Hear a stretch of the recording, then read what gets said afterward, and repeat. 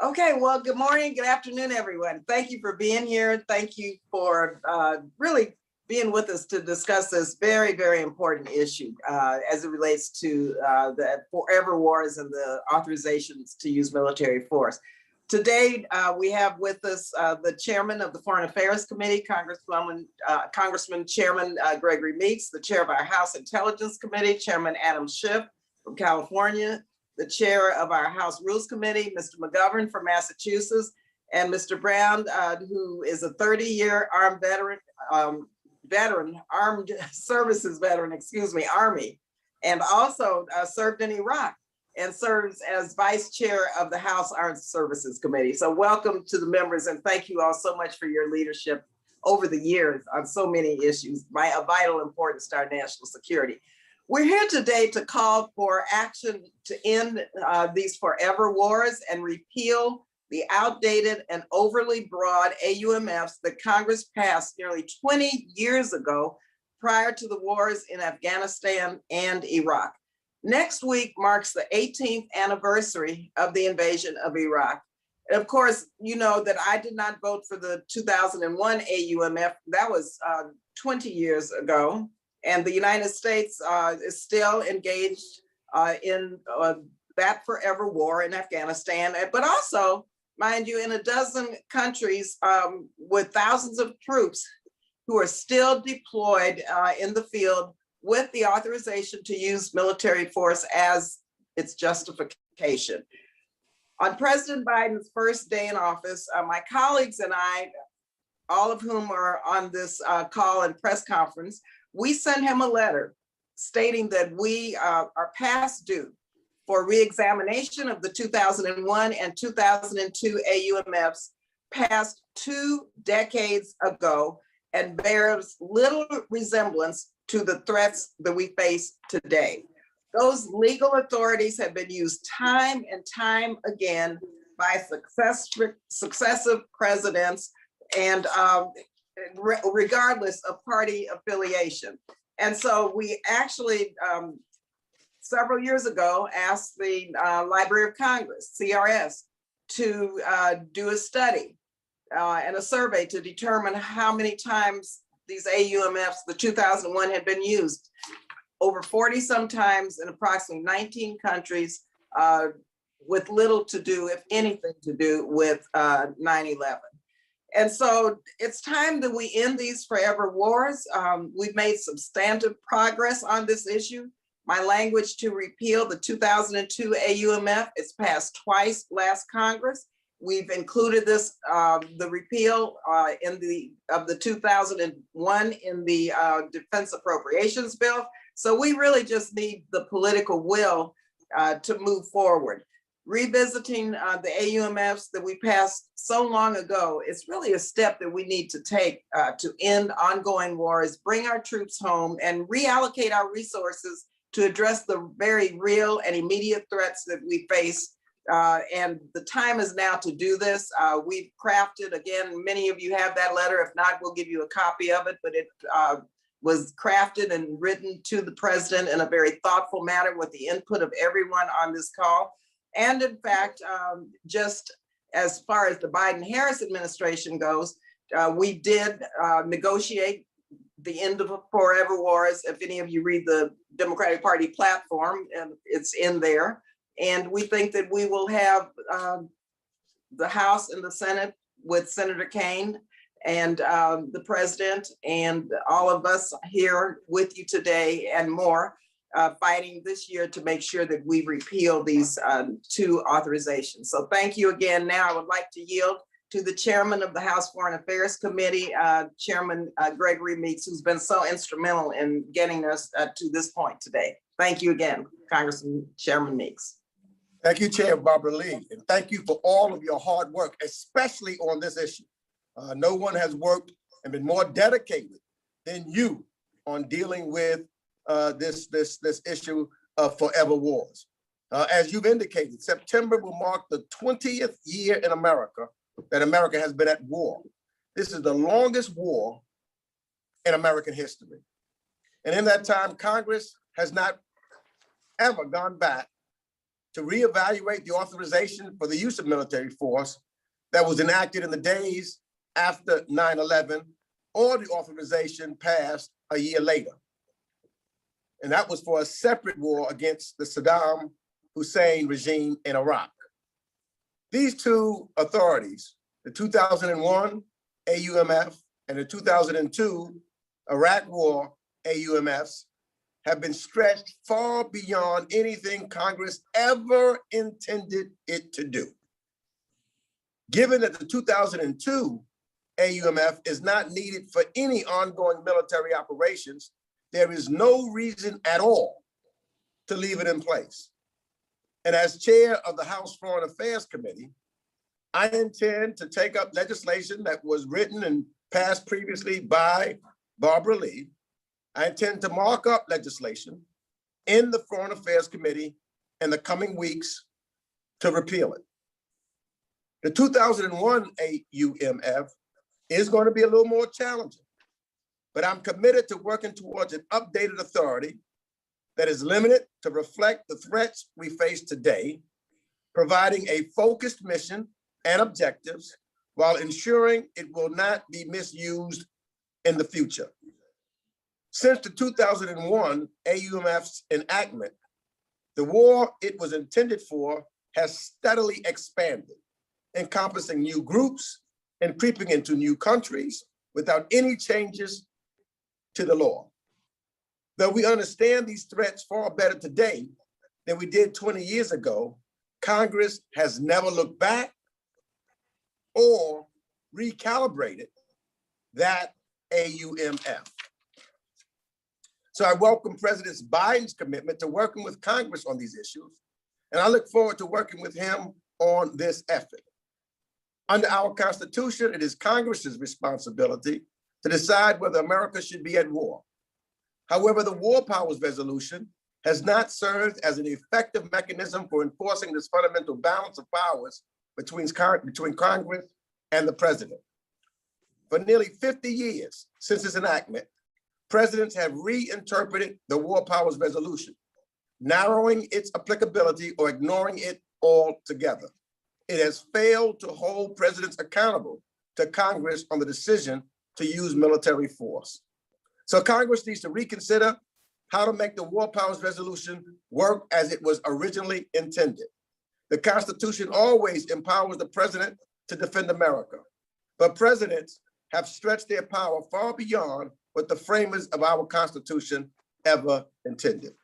Progress on these issues will be difficult. They are among the most consequential issues we have been charged with overseeing, but the status quo cannot continue, and Congress must act. I now would like to bring on the chairman of the House Intel Committee, Chairman Adam Schiff.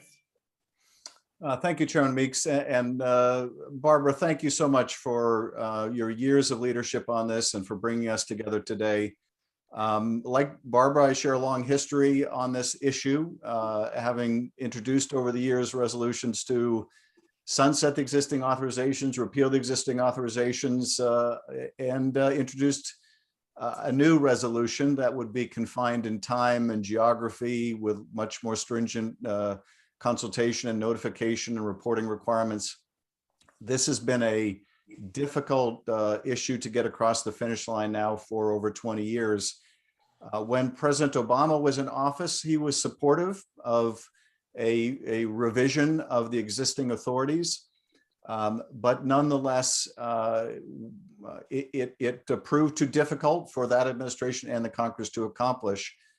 But things have changed. I have over the years thought about what's the most important power that Congress possesses, and have debated at times whether it was the power to declare war or it was the power of the purse. Ultimately, I concluded it's the power of the purse, because if Congress has the ability to cut off funding for a war, it can effectively end a war. But what we saw in the last administration was the erosion of that power as well, when funding was diverted from the military to build a wall along the southern border. In this Congress and in this administration, Congress is going to reassert its authority. We're going to prevent future presidents from doing an end run around Congress's power of the purse. But we're also going to constrain a president's power to make war in the absence of congressional authorization. And the place to start is repealing these old, out-of-date authorizations. As Chairman Meeks said, I think we can do so with the prior Iraq authorizations without any impact on the president's ability to respond to dangers in that region. The 2001 authorization is more complicated, and I'm glad to see that President Biden has expressed his support and willingness to work with Congress on redefining that authorization to use force against al-Qaeda. And the parameters that we set out in our letter to the president, and thank you again, Barbara Lee, for your leadership on that, set out some of the requirements of what we would like to see in a new authorization. So I look forward to working with my colleagues on this issue, and very much hoping that this is the session we get this done, so that going forward, there's a requirement of congressional authorization that is a meaningful one, and that when we do give our authorization, it is limited in time, in place, and to its intended purpose. And with that, let me introduce the gentleman whose committee it will need to go through before it can get to the floor, any new authorization, and that is the Chairman of the Rules Committee, Jim McGovern.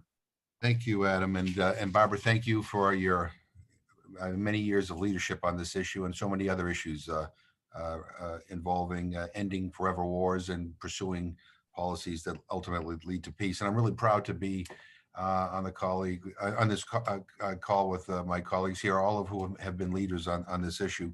Look, something has been happening over the last few decades. Power meant to be held by Congress, granted to us by the Constitution, intentionally given to us by our founders, has ended up instead in the hands of whoever sat in the Oval Office. It wasn't stolen by any particular president. Congress gave it away. It's been surrendered to Democratic and Republican administrations alike, year after year. And despite many of us who have objected to this, the Constitution is clear on this. The president may be commander-in-chief, but only Congress has the power to declare war. It's right there in Article 1, Section 8, but Congress has abdicated its responsibility. We have been too content to stand on the sidelines and watch as wars were crafted and carried out by the White House with virtually no input from the People's House. And quite frankly, it's not because Congress was too engaged on other urgent matters, but because many in Congress feared the political risk of a vote. It's because of political cowardice in many instances. We have approved AUMFs that have been way too broad, that have had no sunsets, that have gone on forever. And the result has been these forever wars. Representatives Lee and Meeks and Schiff and Brown, all of us have called for debate and we've called for votes, but too often our calls have not been heeded. So I get it. Matters of war and peace are the most difficult things to consider. But if these are the votes that some members would rather not take, I think they should find a different vocation. Members of our military are willing to put their lives on the line for our country. The least we can do is have the guts to vote on their future. So look, I'm excited to see the emergence of a coalition in the Senate committed to joining us in this effort. I'm hopeful that the White House is willing to work with us to get this thing done. But let's also be honest. You know, when Donald Trump was in the White House, Republicans didn't want to do anything on this, even those who were sympathetic, because they had a Republican in the White House. And I think that was also the case when President Obama was president, that we weren't able to get the consensus and the backing we needed to be able to move on these issues because we had a Democrat in the White House. Look, this is about respecting the Constitution. This is about respecting the men and women who serve our country and our armed forces. And this is about making sure that one of the most important decisions that can ever be made, issues involving war and peace, are done deliberatively and are done in consultation with Congress and are done thoughtfully. So I'll just close with this. Adam mentioned I'm the chairman of the Rules Committee, and I get to make things in order. And so we're going to make sure that these issues get a full hearing. Obviously, the committees that are represented by those on this call, but we're also going to be open to making amendments in order to be able to bring this issue to the forefront. And I believe we will be successful. So having said that, again, I'm happy to be with this group of colleagues who, again, I have great admiration for. And I'm now happy to yield to, as Barbara said, a gentleman who not only served our country in the United States Armed Forces, but who also serves our country on the Armed Services Committee in the Congress, and who has been a real champion on this issue. And so I'm proud to yield now to Congressman Brown. Hey, thanks, Jim. First, let me thank Barbara Lee for your leadership, all my colleagues on this call, as well as others in Congress who are leading on the issue, this issue, the use of military force, and on restoring Congress's appropriate or constitutional role in defining such use.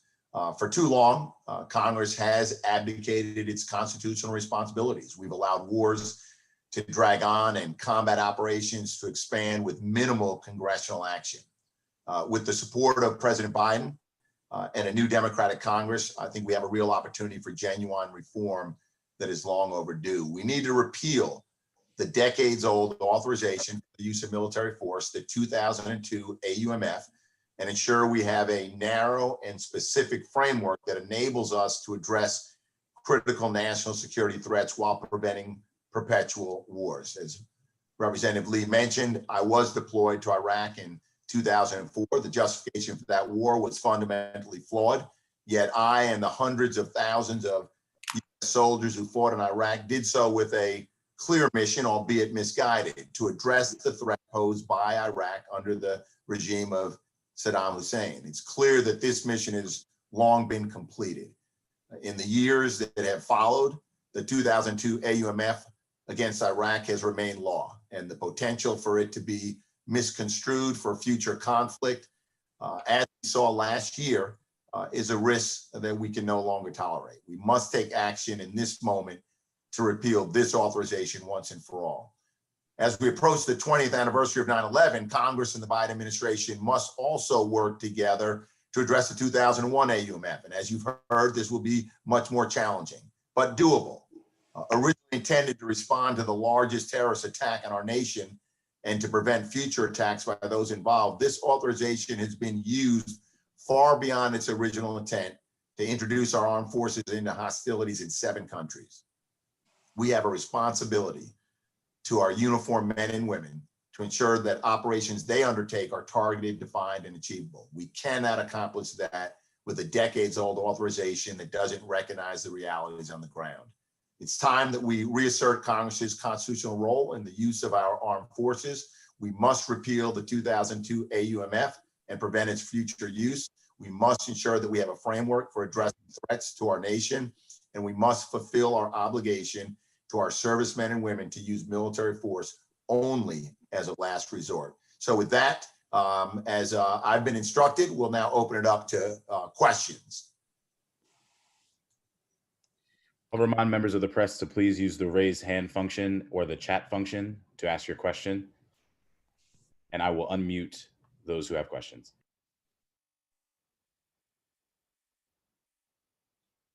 Okay, Sean, can you see, are you gonna announce? I see one hand. I'm not sure if I can see them all on this iPad. Andrew Desiderio from Politico.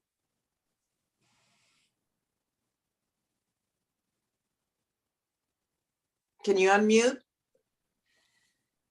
Hi, Congresswoman, can you hear me? Okay, we hear you now. Okay, Yeah. great. I was muted by the host, but I think you can hear me now. Okay, okay. Thank you for doing the press conference. I just have a question about the nature of your interactions with the White House on this issue so far. Do you have a sense of what President Biden wants to see in this repeal and replace effort on AUMF? For example, do they just want to repeal the Iraq ones from 1991 and 2002, or do they want to go bigger on this and see a reform of the 2001 AUMF? And what would a replacement look like? I know it's probably very early in the negotiations, but I just wanted to see sort of what your sense is of what the White House wants to see on this. Sure, I've had discussions with the White House, and my sense is that they want to work collaboratively with us in Congress to help shape whatever decisions we make to move forward. And so that is where we are in terms of no specifics, in terms of the types in terms of the language or the form or the shape of any repeal measures, but they definitely have indicated that they would like to work with us to make sure that we're all on the same page as we move forward, and they are committed to doing this. Anyone else would like to respond, feel free, any of my colleagues. I would just add, Barbara and Andrew, this might have been your reporting for all I know, but I did see recently President Biden made a public statement that he was interested in working with Congress on a new AUMF with a narrower scope, an appropriate scope. So I think he's interested, at least on the basis of his public comments, in both repeal of old out-of-date ones, but also a retooling, rescoping, and recrafting of the probably the 2001 authorization. And if I could just jump in, Barbara, and this may also address Marcy's question that she put in the chat. I mean, some ideas that have been considered, floated, discussed by members is, as we look at AUMFs going forward, putting a sunset provision on that. There's not necessarily universal agreement around that, but I think that there is a growing consensus that could be one sort of temporal restraint and force a conversation in a time certain if the executive branch believes that we need to continue the use of military force in a particular operation. The other point I wanted to mention is in terms of the 2001 AUMF, and their discussions about repeal and replace and how do we address the 2001 AUMF. I think the concern that all of us have is that it's just the overreach, and we're now in 7 countries. So there's been thoughts that maybe you lock it into the current 7, and then any use of force beyond that certainly would require coming to Congress. And if I could just, if I could just reinforce what Anthony just said, look, there needs to be a sunset on these AUMFs. There needs to be sunsets on some of the emergency powers that presidents invoke. I mean, I like to think I'm forward thinking, but in 2001, when we debated this first AUMF, the idea that it would still be applicable to something in 2021 is crazy. And when it comes to issues of war, we ought to be debating that issue, in real time when a potential conflict arises, and whether it's Iraq or whether it's Afghanistan. I mean, one of my biggest frustrations over the years has been very little debate and very little analysis in Congress has unfolded. I mean, we ought to be questioning whether we're on the right track, whether what we're doing is the right thing over and over and over again. That's our job. And unfortunately, I think for some members, these are uncomfortable topics and they don't want to deal with them. Some people who voted for the war in Iraq then, realize that it was a mistake, don't want to be in that position again. Well, that's just too bad. I mean, we have an obligation, a constitutional responsibility, and an obligation to our troops to be able to debate these issues. And I'll just add that in response to your question, that the Biden administration understands this. We're going to work together on language. As I told them that we'll be looking to work and have language that works for all of us so that we can get something done. But one of the things that I think that we have to our advantage is that Joe Biden himself, for over 30 years, was a member of the Senate and a former chair of the Senate Foreign Relations Committee, and understands that the responsibility belongs here in Congress, and that we've got to work it out together. So he understands that both Senator Menendez on the Senate side and me on the House side, along with my colleagues, have got to work together to make sure that we take the power back that was given to presidents of the United States. And I believe that he's looking for a partnership in that regards. The Yes. hardest vote one takes is the vote on whether one goes to war or not. But we have certain responsibilities, and he understands that.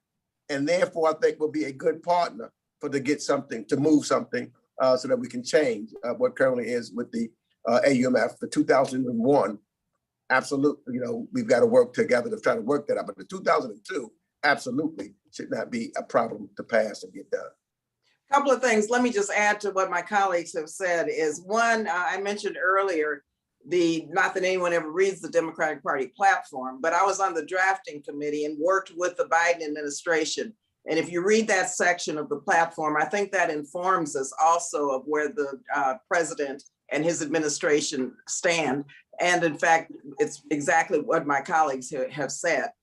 Secondly, I have two bills that are, of course, the 2002 repeal, but as my colleagues have said, I also have the 2001 repeal authorization. I want to clarify that even with the 2001 legislation that I have, we have 8 months prior, if in fact the president would sign that bill, we have 8 months to debate and develop the congressional authorization that is necessary, that's specific in terms of a narrowly drawn authorization, if in fact this is what the president feels he needs and the Congress feels it needs for our national security. So I want to make sure everyone knew that we have 8 months just based on the bill that I have, because there had been, last time members were not quite clear whether or not we would leave our troops in harm's way with no authorization. I would never do that. And I think I salute Congressman Anthony Brown for his service. My dad was lieutenant colonel in the military 25 years. And to Congressman Brown, listening to you was exactly what my dad told me after I voted against the 2001 authorization. So just thank you very much for your very thoughtful presentation and analysis of where we need to go. Next question, I believe. Rachel from CQ. Hi. Rachel, okay. Conference. Questions for Congressman Meeks and Congressman McGovern. I understand, Congressman Meeks, that you want the Foreign Affairs Committee to shortly move forward with the 2002 repeal. On the issue of the 2001 AUMF, are you going to, like, what actions by the Senate Foreign Relations Committee are you at all following what they're doing, or are you going to move forward based on what your caucus and perhaps some Republicans in the House are willing to do, or do you want to see what can get done in the Senate before you tackle a 2001 AUMF? And for Congressman McGovern, you mentioned that you're open to amendments in the Rules Committee. Is that for the 2002 repeal, or also some kind of replacement for the 2001 authorization? Thanks. So in response to you, real quick, the 2002 AUMF, I think that we're going to formulate that language. That's going to be basically what Barbara's bill is. That's what we're going to look to mark up sometime in the next few weeks. So that's pretty much what you will see there. As regard to 2001, no, I'm not going to wait on the Senate. But what we're going to do is to try to have dialogue and conversation among ourselves to see what we can come up with on the House side, where we can negotiate and talk in language along with the administration to see if we can formulate the appropriate language as far as the limitations that should be on a 2001 AUMF. So we're going to be actively negotiating and working collectively together to try to bring something that we can take to the Senate to say this is what we've had agreements upon, to see that we can move forward. We're not going to, sit back and wait. We're going to move in a very expeditious manner and try to see if we can get something that we can all agree with. Yeah, and the answer to your question, and then unfortunately I have to leave for an event. But we're open to both. Look, as I said before, it is stunning that that AUMFs that we've passed a long time ago are still being utilized today. They ought to be sunsetted. We ought to be reviewing these things on a regular basis I mean, and we just can't put this stuff on, automatic pilot. And so, I mean, we will work with this team that is on this call right now to figure out what the best strategy is. But I think we fundamentally have to do things differently. And by the way, it's not just with regard to war powers and AUMFs. There are other powers that Congress has ceded to various administrations that we need to reclaim. Not because this is a power struggle, it's because the Constitution says that this is what we're supposed to do. So we all respect the Constitution. So thank you. Thank you. Let me add, Rachel, to this, that, the House has always led on these issues in terms of the repeal of both. We've included the amendments, the language, both in NDAA and in our appropriations bill several times. It always gets stuck in the Senate. And so the House is leading once again. Now, I have had conversations with Senator Kaine, and we hope that this year, given that he's one of our strongest Senate allies, that especially when our legislation moves over, that we will have a coordinated legislative strategy, which actually we're beginning right now. So thank you for that question. I was just going to add, Barbara, in terms of what a new authorization might look at, and I think many of us on this call and many of us in the House feel this way. A new authorization should be limited in time, as Anthony was saying, with a sunset. Should be limited in geography, so it specifies where the force can be used. Should be limited by identifying with specificity the targets against whom force can be used. The 2001 authorization talked about Al-Qaeda. It's been used against ISIS, which didn't even exist at the time of that authorization. And it should require consultation with Congress and reporting and notifications to Congress. I think those are some of the very basic elements that we would look for, among other things, in a new authorization. Yeah, and we actually crafted our letter to the president with exactly what Chairman Schiff just mentioned. And so we have, in many ways, informally amongst ourselves, but formally to the president, indicated and our suggestions in terms of what a new authorization would look like. I believe, Sean, Ellen Chen has been on. Ellen? Can you see Ellen, Sean? Hi. Hi, Ellen. Hi, thank you for taking my question. So my question is for all of you, actually, because not just on this year's strike, President Biden strike in Syria, but also President Trump's strike against Iran last year. Both sides of the aisle have expressed very upset emotion of them not notifying Congress beforehand. So I have a question for all of you, especially for Chairman Schiff. I was wondering if you would consider adding any impunity for presidents if they don't notify the Gang of Eight beforehand. You mean add some form of liability for a president that doesn't make a prior notification? Is that your question? Yes, I would. Yes, yeah. I was thinking if you would like to add any measures, any amendments of that. Well, I can say just in terms of the two incidents you mentioned, we did not get notification regarding Soleimani. We did get notification regarding President Biden's strike beforehand, but it was not effective notification. And we've communicated that to the White House. Frank, I think the only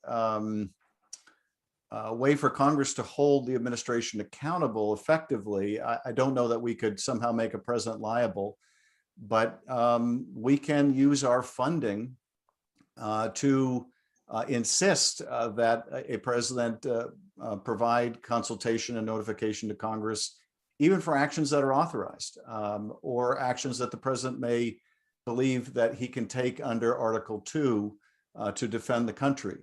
And if the president doesn't fulfill what Congress believes is necessary, Congress can deprive the administration of funding for things it really wants and to continue conducting operations. So I think, we need to be, working collaboratively with the White House, but we also need to be willing to use our our funding power to make sure that these constitutional requirements are being followed. Chairman Meeks, would you like to comment? Unmute. Can you unmute? Thank you. I agree with Chairman Schiff. The notification was not effective and by the current administration. And I did voice my concern to them in that regards also. And they also had 48 hours to give us a further explanation in a non-classified form, which they did. And then time and ticking so that they would then give us further clarification of the need for the strike in a classified session. So we need to make sure that that is held to. But Chairman Schiff is absolutely right. Ultimately, the power that we have in Congress is the power of the purse. And to be clear that if in fact they are violating what the War Powers Resolution states and do not give us the notification as determined by the Constitution, that we will utilize the power that we ultimately have, and that is of the purse. Congressman Brown? Yeah, let me just add that, and there are several questions that were asked in the chat kind of related to this and, around airstrikes. Those often create, really difficult set of questions. What is it? Not only what's the authorization, but was there a clear justification? And those airstrikes are often presented to Congress either through notification or after the fact as an act of self-defense. And we're always going to have a good debate around whether or not it was really warranted in self-defense. But when you look at what we're here today to discuss in terms of the 2002 AUMF and the 2001 AUMF and the framework for AUMFs, a lot of the focus is for, are we committing our military in the kinds of activities that result in these forever wars, these perpetual morphing wars that go from country to country to country and result in the commitment of tremendous amount of treasure and blood by the United States. And so the issues of strikes and notification, consultation, and Congress's recourse are very important. But let's, I don't want to lose sight of why I think we're really here today, and that is what's the framework to prevent these forever wars, these operations that metastasize into 20-year wars across 7 countries. Yes, and my statements, Ellen, subsequent to this latest strike, was that this is exactly why we need to repeal the authorizations and have Congress reassert its authority and duty and responsibilities under the Constitution. And in fact, it doesn't matter whether we have a Democratic president or a Republican president in the White House. It's extremely important for Congress to be the say what is based on what the Constitution requires in terms of our constitutional requirement. And so once again, I think this has brought the attention with regard to the public as to why these authorizations need to be repealed and why we need to have Congress debate and authorize or not the use of force. We will close now, and I just want to thank everyone for being with us, for your questions, our members who are doing so much work on this and have been for so many years on national security issues, on issues of war and peace, and want to just remind everyone that right now in 2021, only no more than 25% of members of Congress serving now were here in 2001 and 2002. And so the more we educate the public, and the public's with us and has been with us in terms of their support for repealing and these authorizations and ensuring that Congress does its job, we need to continue to educate our colleagues with regard to this, because again, less than 25% of members serving now were here in 2001 and 2002. And just an example, though, on my resolution to repeal the 2002, already we have this year 90 co-sponsors, and it is bipartisan. And so I think the public has weighed in and is weighing in on why we must do our job as members of Congress, as members of the People's House, and as members who represent their views as it relates to matters of war and peace. So thank you all again very much. Thank you to the press. Thank you to members. Really appreciate the time we've had together today. Thank you, Barbara. Thank you, Barbara. Thank Take you. care, And Adam. thank you Take to care, our Greg. staff. Everybody. Thank you.